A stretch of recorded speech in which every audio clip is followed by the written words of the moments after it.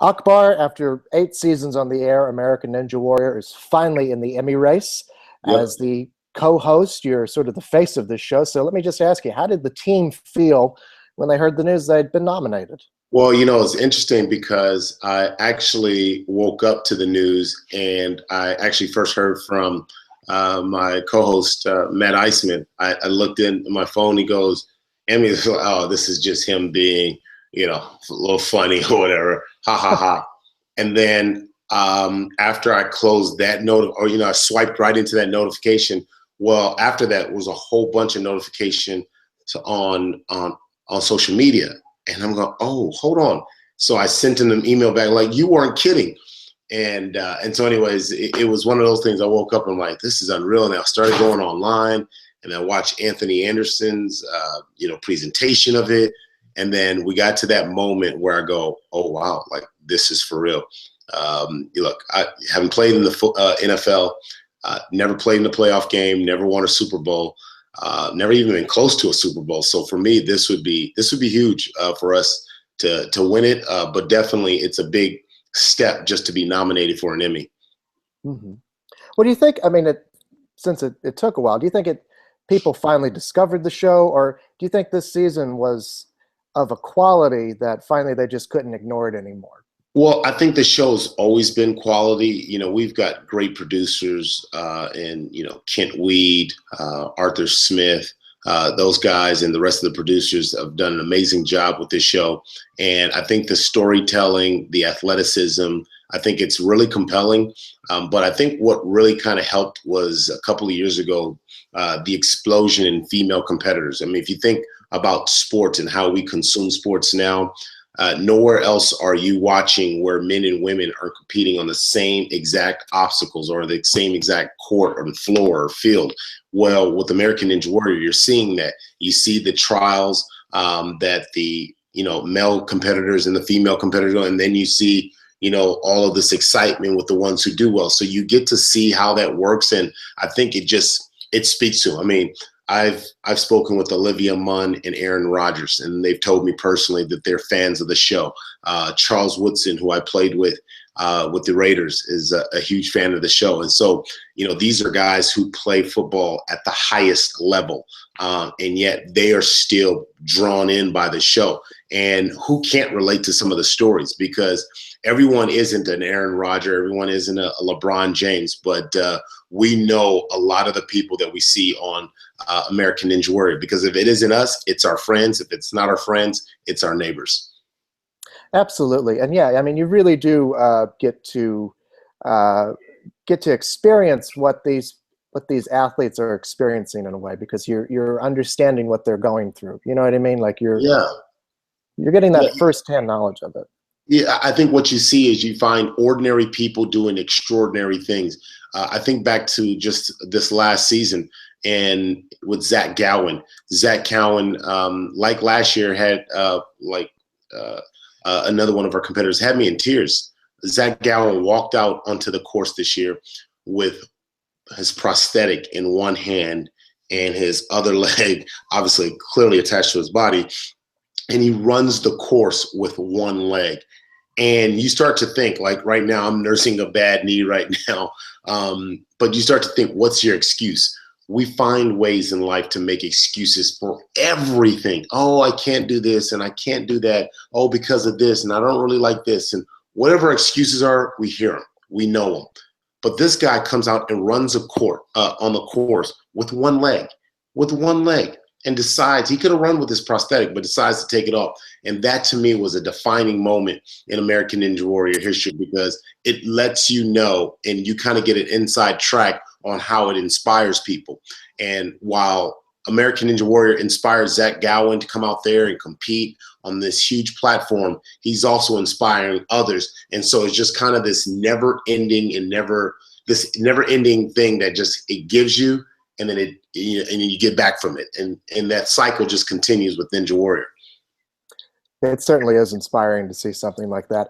It's also very exciting to watch as well, and you guys really do have this theatricality to your presentation, to say the least. I mean, Yeah. look at the set that you guys work on is amazing. It is. It's a beautiful set. When you walk on this, when I invite some of my friends over and they walk on set, and then just the people who designed it, the ATS crew who put that thing together, from the lighting, all of that stuff put together, it's just big production. But yes, it's a big production, but the athletes, the competitors, those are the ones who kind of bring out the beauty in the course, because when you're watching it at home, it's visually stunning. I mean, and even the obstacles and the way they make them, some of them you're like, how do you do that, and why would you do that?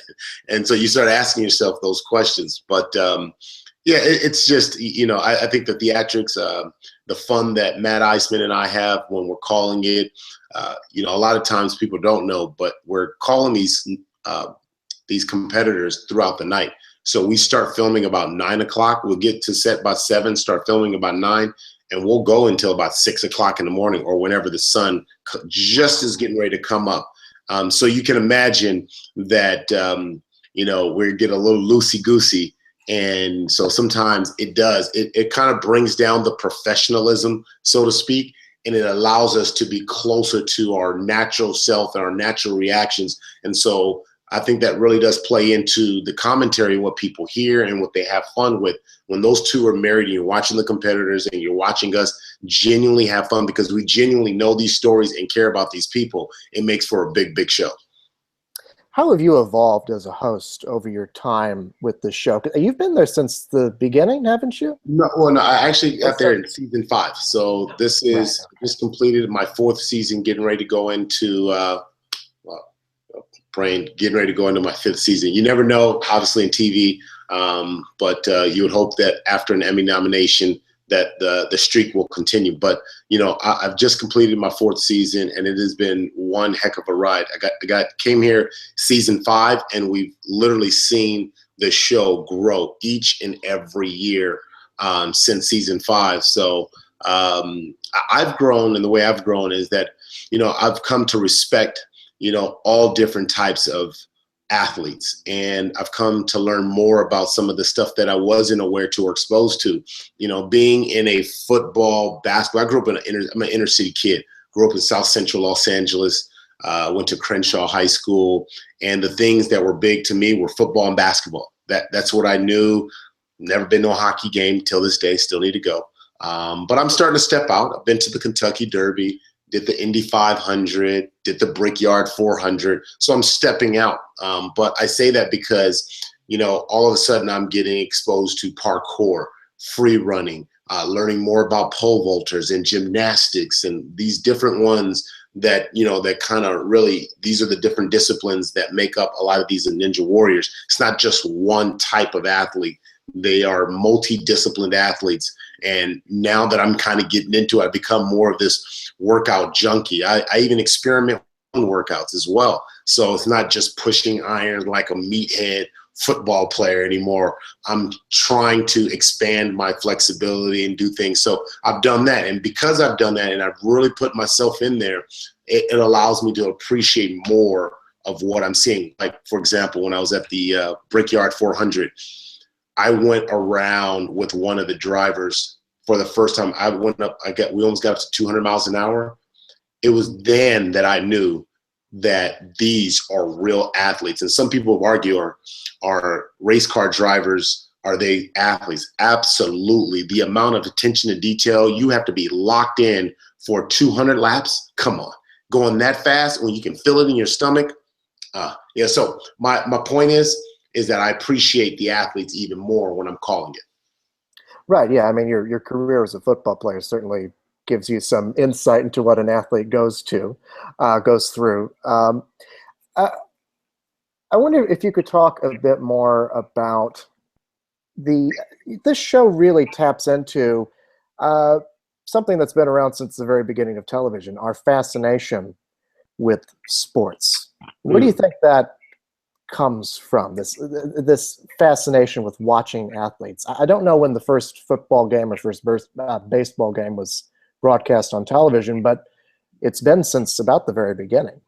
Yeah, I know, right? Well, I was born in Really? '79, so ever since I was a kid, that was my beginning. Football's been on TV, sports has been on TV, and I think there's a part of us inside of all of us as human. I think it's in our DNA. The very fabric of our DNA is that we know that there is something above where we operate, if that makes sense. And as a Christian, I know that there's something that operates above me, with God, being the head of my household.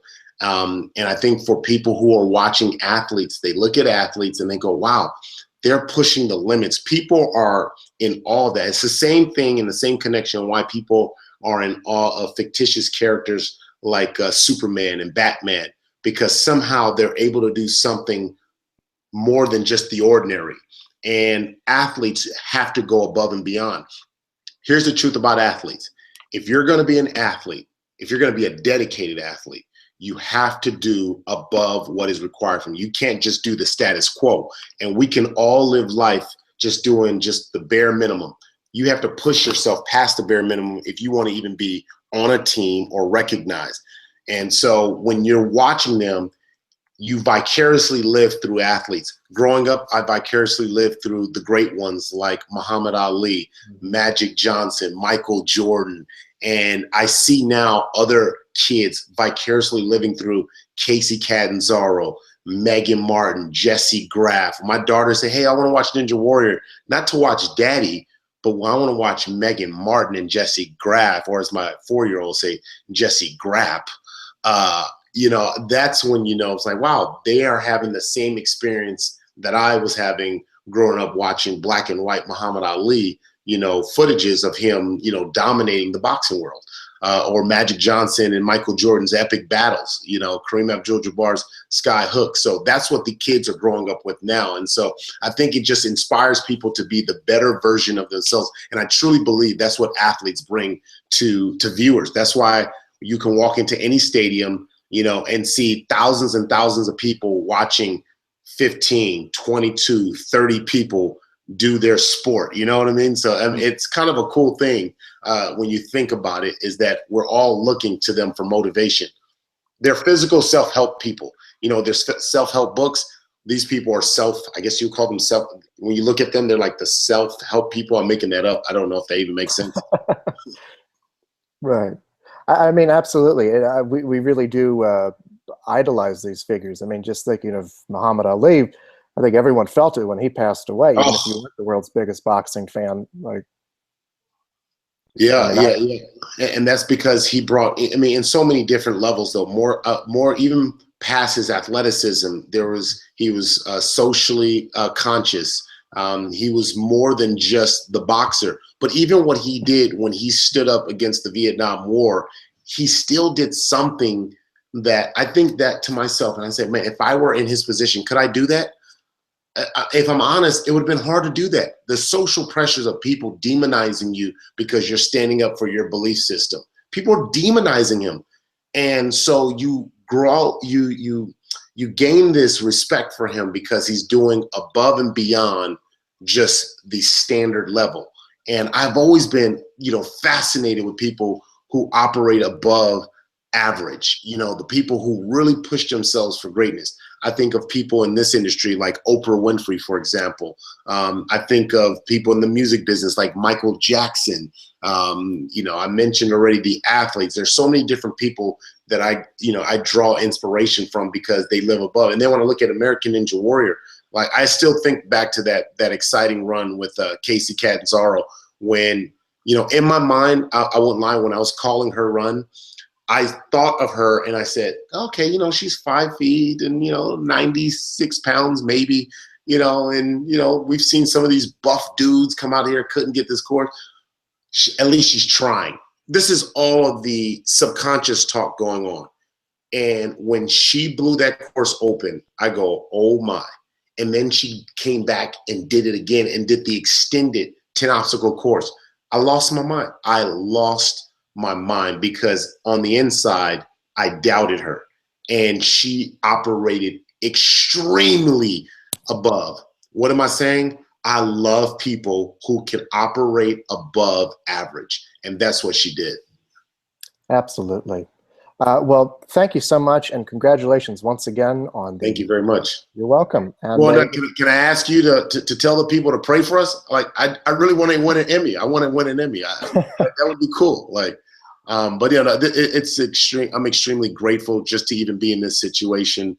The show, it's great producers. The host, we've worked tirelessly through the night to put out the best work we can. The athletes, the competitors. So it's truly a collective effort, a team effort.